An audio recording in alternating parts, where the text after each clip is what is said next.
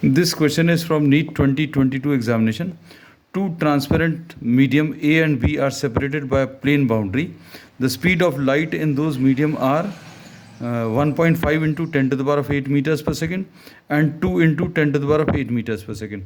So speed of light in the rarer medium, this is 2 into 10 to the power of 8 meters per second.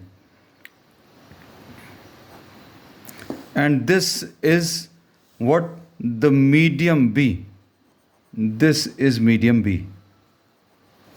And speed of light in the denser medium is 1.5 into 10 to the power of 8 meters per second. And in this case, this is medium A.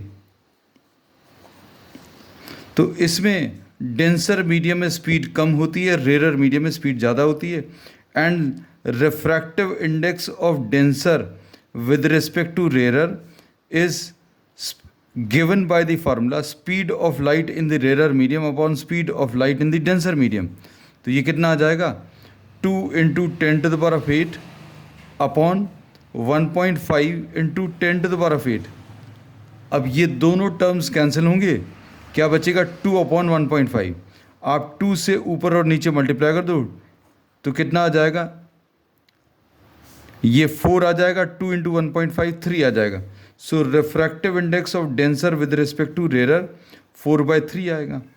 And refractive index of denser with respect to rarer is given by 1 upon sine of IC. This is the formula for critical angle.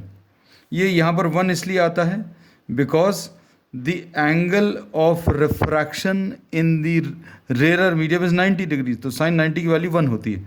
तो ये सब समझने की ज़रूरत भी नहीं है, directly लिख सकते हैं. Refractive index of denser with respect to rarer is 1 upon sine IC.